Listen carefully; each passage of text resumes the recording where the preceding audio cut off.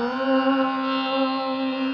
कौसल्या सुप्रजा रामपूर्वा सन्ध्या प्रवर्तते उत्तिष्ठ नरशार्दूल कर्तव्यं दैवमाह्निकम्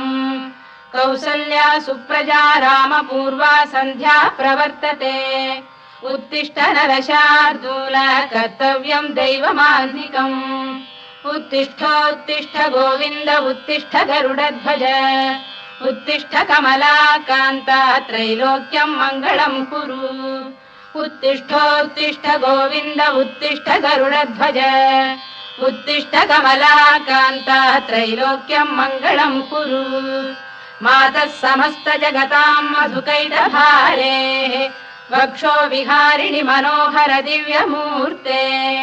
श्रीस्वामि निःश्रित जनप्रियदानशीले श्रीवेङ्कटेश दयिते तव सुप्रभातम् मातः समस्त जगतां मधुकैटभारे वक्षो विहारिणि मनोहर दिव्यमूर्ते श्रीस्वामि निःश्रित जनप्रियदानशीले श्रीवेङ्कटेश दयिते तव सुप्रभातम् तव सुप्रभातमरविन्दलोचने भवतु प्रसन्नमुखचन्द्रमण्डले विधिशङ्करेन्द्रवनिताभिरर्चिते वृषशैलनाथ दयिते दयानिधे अत्र्यादिसप्तऋषयः समुपास्य सन्ध्याम् आकाशसिन्धुकमलानि मनोहराणि आदाय पादयुगमर्चयितुम् प्रपन्नाः शेषाद्रिशेखर विभो तव सुप्रभातम् पञ्चाननाब्ज भव षण्मुखवासवाद्याः त्रैविक्रमादिचरितम् विबुधास्तुवन्ति भाषापतिः पठति वासरशुद्धिमारात् शेषाद्रिशेखर विभो तव सुप्रभातम् ईषत्प्रफुल्ल सरसीरुहनारिकेलपूगद्रुमादिसुमनोहर पालिकानाम् आवाति मन्दमनिलः सह दिव्यगन्धैः शेषाद्रिशेखर विभो तव सुप्रभातम् उन्मील्य नेत्रयुगमुत्तम पञ्जरस्थाः पात्रावशिष्ट कदलीफलपायसानि भुक्त्वा सलीलमथकेलिशुकाः पठन्ति शेषाद्रिशेखर विभो तव सुप्रभातम् तन्त्री प्रगर्ष मधुरस्वनया विपञ्च गायत्यनन्दचरितम् तव नारदोऽपि भाषा समग्रमसत्करचार रम्यम् शेषाद्रिशेखर विभो तव सुप्रभातम् भृङ्गावळी च मकरन्दरसानुविद्ध झङ्कारगीत निनदैः सह सेवनाय गिर्यात्युपान्त सरसी कमलोदरेभ्यः शेषाद्रिशेखर विभो तव सुप्रभातम् योषा गणेन वरदध्नि विमथ्यमाने घोषालयेषु दधिमन्थन तीव्र घोषाः रोषात् कलिम् विदधते ककुभश्च कुम्भाः शेषाद्रिशेखर विभो तव सुप्रभातम्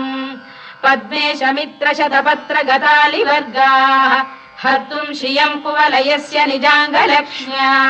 भेरी निनादमिव बिभ्रति तीव्रनादम् शेषाद्रिशेखर विभो तव सुप्रभातम् श्रीमन्नभीष्टवरदाखिल लोकबन्धो श्री श्रीनिवास जगदेक दयैक सिन्धो श्रीदेवतागृह भुजान्तल दिव्यमूर्ते श्रीवेङ्कटाचलपते तव सुप्रभातम् श्रीमन्नभीष्टवरदाखिल लोकबन्धो श्री श्रीनिवास जगदेक दयैक सिन्धो श्रीदेवतागृह भुजान्तर दिव्यमूर्ते श्रीवेङ्कटाचलपते तव सुप्रभातम् श्रीस्वामि पुष्करिणिकाप्लव निर्मलाङ्गाः श्रेयोर्थिनो हर विरिञ्च सनन्दनाद्याः द्वारे वसन्ति वरवेत्र हतोत्तमाङ्गाः श्रीवेङ्कटाचलपते तव सुप्रभातम् श्रीशेषशैल गरुडाचल वेङ्कटाद्रिनारायणाद्रिवृषभाद्रिविषाद्रिमुख्याम् आख्याम् त्वदीय वसतेरनिशम् वदन्ति श्रीवेङ्कटाचलपते तव सुप्रभातम् सेवा परा शिव सुरेश कृशानुधर्म रक्षोऽम्बुनाथ पवमान धनाधिनाथाः बद्धाञ्जलि प्रविलसन् निज शीर्षदेशाः श्रीवेङ्कटाचलपते तव सुप्रभातम् घाटीषु देवि खगराज मृगाधिराज नागाधिराज गजराज हयाधिराजाः स्वस्वाधिकारमहिमाधिकमर्थयन्ते श्रीवेङ्कटाचलपते तव सुप्रभातम् सूर्येन्दुभौम बुधवाक्परिकाव्यसौरि स्वर्भानुकेतु दिविषत्परिषत्प्रधानाः त्वद्दासदासचरमावधिदासदासाः श्रीवेङ्कटाचलपते तव सुप्रभातम् त्वत्पादधूलिभरितस्फुरितोत्तमाङ्गाः स्वर्गापवर्गनिरपेक्ष निजान्तरङ्गाः कल्पागमाकलनयाकुलताम् लभन्ते श्रीवेङ्कटाचलपते तव सुप्रभातम् त्वद्गोपुराग्रशिखराणि निरीक्षमाणाः स्वर्गापवर्गपदवीम् परमाम् श्रयन्तः मर्त्या मनुष्य भुवने मतिमाश्रयन्ते श्रीवेङ्कटाचलपते तव सुप्रभातम् श्रीभूमिनायक दयादिगुणामृताब्धे देवादिदेव जगदेक शरण्यमूर्ते श्रीमन्ननन्त गरुडादिभिरर्चिताघ्रे श्रीवेङ्कटाचलपते तव सुप्रभातम् श्रीपद्मनाभ पुरुषोत्तम वासुदेव वैकुण्ठ माधव जनार्दन चक्रपाणे श्रीवत्स चिह्न शरणागत पारिजात श्रीवेङ्कटाचलपते तव सुप्रभातम् कन्दर्पदर्पहर सुन्दर दिव्यमूर्ते कान्ताकुजाम्बुरुह कुड्मललोल दृष्टे कल्याण निर्मल गुणाकर दिव्य कीर्ते श्रीवेङ्कटाचलपते तव सुप्रभातम् मीनाकृते कमठकोल नृसिंहवर्णिन् स्वामीन् परश्वत तपोधन रामचन्द्र शेषांश रामय दुनन्दन कल्किरूप श्रीवेङ्कटाचलपते तव सुप्रभातम् लीलालवङ्ग घनसार सुगन्धितीर्थम् दिव्यम् वियस्सरिति हेम घटेषु पूर्णम् धृत्वाद्य वैदिक शिखामणयः प्रहृष्टाः तिष्ठन्ति वेङ्कटपते तव सुप्रभातम् भास्वानुदेति विगचानि सरोरुहाणि सम्पूरयन्ति निनदैः कगुभो विहङ्गाः श्रीवैष्णवाः सततमर्थितमङ्गलास्ते धामाश्रयन्ति तव वेङ्कट सुप्रभातम् ब्रह्मादयः सुरवराः समहर्षयस्ते सन्तः सनन्दन मुखास्तव योगिवर्याः धामान्तिके तव हि मङ्गलवस्तु हस्ताः श्रीवेङ्कटाचलपते तव सुप्रभातम् लक्ष्मीनिवास निरवद्य गुणैक सिन्धो संसार सागर समुत्तरणैकसेतो वेदान्त वेद्य निज वैभव भक्त भोग्य श्रीवेङ्कटाचलपते तव सुप्रभातम् लक्ष्मीनिवास निरवद्य गुणैक सिन्धो संसार सागर समुत्तरणैकसेतो वेदान्त वेद्य निज वैभव भक्त भोग्य श्रीवेङ्कटाचलपते तव सुप्रभातम् इत्थम् वृषाचलपतेरिह सुप्रभातम् ये मानवाः प्रतिदिनम् पठितुम् प्रवृत्ताः तेषाम् प्रभात समये स्मृतिरङ्गभाजाम् प्रज्ञाम् परार्थ सुलभाम् परमाम् प्रसूते इत्थम् वृषाचलपतेरिह सुप्रभातम् ये मानवाः प्रतिदिनम् पठितुम् प्रवृत्ताः तेषाम् प्रभात समये स्मृतिरङ्गभाजाम् प्रज्ञाम् परार्थ सुलभाम् परमाम् प्रसूते कमलाकुच चूचुक कुङ्कुमतो नियतारुणितातुल नीलतनो कमलायतलोचन लोकपते विजयी भव वेङ्कटशैलपते कमलाकुच चूचुक कुङ्कुमतो नियतारुणितातुल नीलतनो कमलायतलोचन लोकपते विजयी भव वेङ्कटशैलपते चतुर्मुख षण्मुख पञ्चमुख प्रमुखाखिल दैवत मौलिमणे शरणागतवत्सलसारनिधे परिपालय मां वृषशैलपते अतिवेलतया तव दुर्विषहैरनुवेलकृतैरपराधशतैः भरितं त्वरितं वृषशैलपते परया कृपया परिपाहि हरे अधिवेङ्कटशैलमुदारमतेर्जनदाभिमताधिकदानरतात् परदेवतया गदितान्निगमै कमलादयितान्न परं कलये कलवेणुरवावशगोपवधू शतकोटिवृता स्मरकोटिसमात् प्रतिवल्लविकाभिमतात् सुखदात् वसुदेवसुतान्न परं कलये अभिराम गुणाकरदाशरथे जगदेकधनुर्धर धीरमते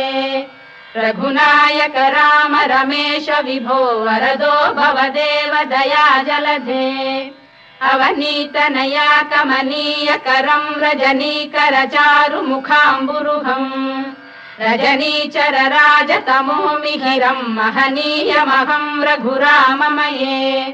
सुमुखं सुहृदं सुलभं सुखदं स्वनुजं च सुखायममोघशरम् अपहाय रघुद्वहमन्यमहं न कथञ्चन कञ्चन जातु भजे विना वेङ्कटेशं ननाथो ननाथ सदा वेङ्कटेशं स्मरामि स्मरामि हरे वेङ्कटेश प्रसीद प्रसीद प्रियं वेङ्कटेश प्रयच्छ प्रयच्छ विना वेङ्कटेशं ननाथो ननाथः सदा वेङ्कटेशं स्मरामि स्मरामि हरे वेङ्कटेश प्रसीद प्रसीद प्रियं वेङ्कटेश प्रयच्छ प्रयच्छ अहं दूरतस्ते पदाम्भोजयुग्म प्रणामेच्छयागत्य सेवां करोमि सकृत्सेवया नित्यसेवा फलं त्वं प्रयच्छ प्रयच्छ प्रभो वेङ्कटेश अज्ञानिना मया दोषानशेषान् विहितान् हरे क्षमस्वत्वं शेषशैलशिखामणे अज्ञानिना मया दोषानशेषान् विहितान् हरे क्षमस्वत्वं शेषशैलशिखामणे ईशानां जगतोऽस्य वेङ्कटपतेर्विष्णोः परां प्रेयसीं तद्वक्षस्थलनित्यवासरसिकां तत्क्षान्तिसंवर्धिनीं पद्मालङ्कृतपाणिपल्लवयुगां पद्मासनस्थां श्रियम्